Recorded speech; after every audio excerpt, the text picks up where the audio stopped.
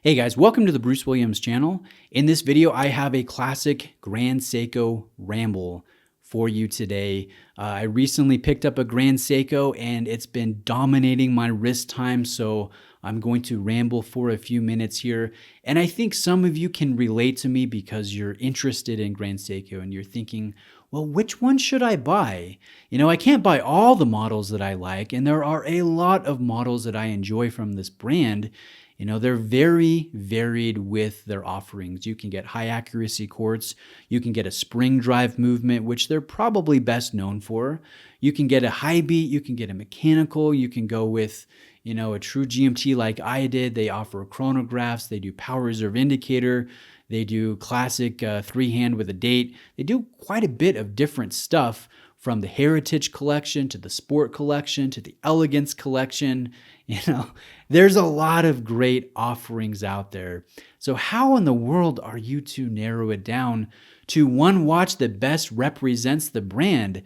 Because I think, at least with me, is when I'm considering a brand, there are generally multiple models that have my eye, that I could really see myself enjoying in rotation in conjunction with my other watches.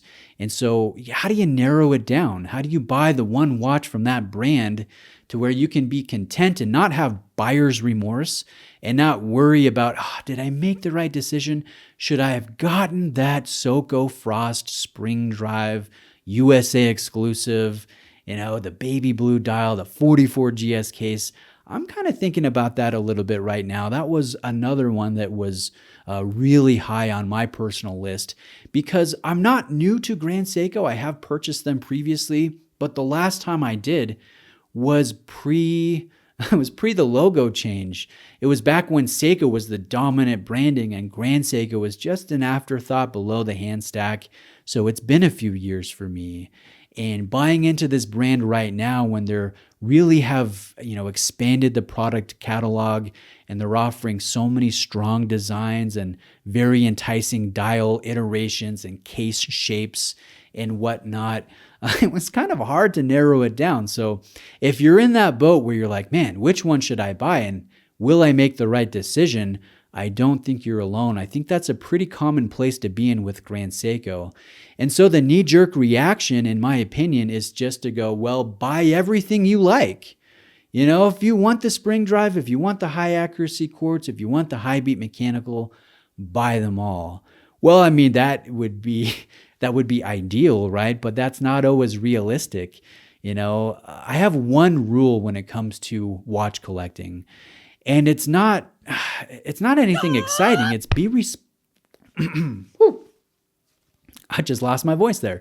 It's not anything exciting. It's be responsible.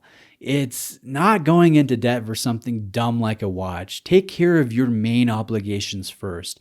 Make sure you're saving for retirement. Make sure you're doing all the, proper, responsible adult things. And then with your discretionary money, with your extra that you budget for your hobby, do that responsibly. So that's my one rule, and that can be prohibitive. Like, it would be nice to walk into Grand Seiko or to Brent Miller Jewelers and go, okay, give me that one, give me that one, give me that one. But at this point in my life, that's not realistic, and I don't think it's realistic for a majority of us. So the question goes from which one to I can't do them all to which one first. Because ideally, I'd like to get more than one. And maybe I can get them in rapid succession, like, this one this month, the next one in the summertime, or at Christmas time, or next year. Maybe I can do one per year. And you go from being not overwhelmed, but struggling to a degree which watch to buy from Grand Seiko to having a plan that you're comfortable with, because I don't think you can just pick one from Grand Seiko. They offer too much. What would you choose? Would you go with a vintage reference? And could you find one in great condition that's not been molested, that's all original? Or do you go with the value-rich option like I did when I first bought Grand Seiko with the Seiko dominant logo? You can find some great deals on that type of era. Or do you go with a modern current production model and you go limited? Do you go with a market exclusive release? Or If you buy one, are you going to get shown up next year when Grand Seiko comes out with something that's so enticing and exciting that you just have to have? I think narrowing down one watch to represent Grand Seiko would be just too difficult for me. Do you go high accuracy quartz? They're the kings of quartz. Do you go spring drive? It's not a mechanical, it's not a quartz, it's a hybrid, it's unique, it's mesmerizingly beautiful and accurate. Do you do that? And if you do that, do you go with the latest 5-day caliber? And if you do that, are you limited too much because they're only offering it in certain watches at the moment? Or do you go mechanical? Do you go high beat? What do you do? I think it'd be just too hard to buy one. And so my plan, let me tell you my plan, is to buy one first, buy the first one, and then plan watches that work in conjunction with this down the road. Maybe later on this year, maybe next year, maybe, depending on what it is. It might take me a few years to fill out my Grand Seiko niche in my collection. And I think that's at least the way that makes the most sense for me to go about collecting Grand Seiko and experiencing this brand. And I think there is a part of us that wants to be very logical and methodical about purchasing watches. And it's natural, in my opinion, to want variety. Like, I want one dress piece, one sports piece, one field watch. I want one diver. I want one chronograph. I want one precious metal watch and one steel watch and one titanium watch. I want one blue dial. I want one black dial. I want one white dial. It's easy to really want to break it up into very segmented areas to get that variety. And so I want to take that concept and apply it to Grand Seiko generally. The first piece I got, obviously, we've talked about, the Shosho, the lovely high beat GMT from the Heritage collection that is under 40 millimeters, very dynamic dial. It might not age very gracefully over the decades, maybe 20 years from now in the 2040s. I might look at this and go, that was such an early 2020s release from Grand Seiko. It looks dated. I might think that. But I chose this one first because there was just something about it. It ticked enough of the boxes for me, maybe not all the boxes, and I'm okay with that because, again, I'm massaging myself because I'm going to be able to tick the other boxes down the road. It was enough for me to pull the trigger on because it had that dynamic dial. It had the Dauphine hands. It had the true GMT. It had the high beat. It had the lovely case shape with the bracelet. It's so good. I'm glad I lucked out. I made the right choice for the first one, but how do I build upon this? One idea is to go with blue dials, different shades of blue. In that regard, this Soko Frost edition could be very compelling as the next watch because it also ticks a lot of boxes, and it also was in strong contention for the first purchase. Or repurchase, I guess, for me for Grand Seiko. Let me show it to you. So this one is a little bit bigger in case size. This is the 44 GS case. This is a case design that I want to buy. I need a 44 GS case in the collection. It has that lovely blue dial. It's a different shade of blue. It's more baby blue and less ice blue like the Shosho is. And this one is spring drive. I like the power reserve complication. I like the fact that you can see the 9R movement in the case back. This one comes with an additional strap as well, so that could be nice to have. This has slightly different applied markers in the shape. We do have blued elements here in this one like I do with the Shosho. So there are some strengths because of the similarities, but they're also enhanced because of the differences in case shape, in movement, in country of not origin, but destination. It's a USA specific market. So it could expand my collection, and that one right now is really high up there. But what if there's another 44 GS case that comes out?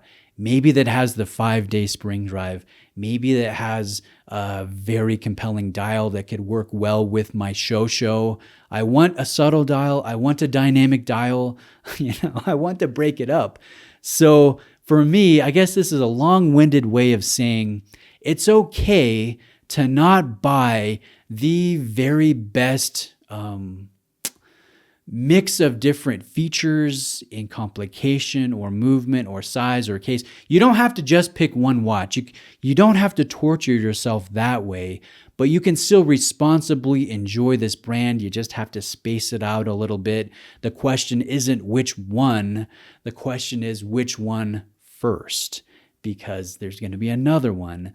And that's the way you can best experience a brand.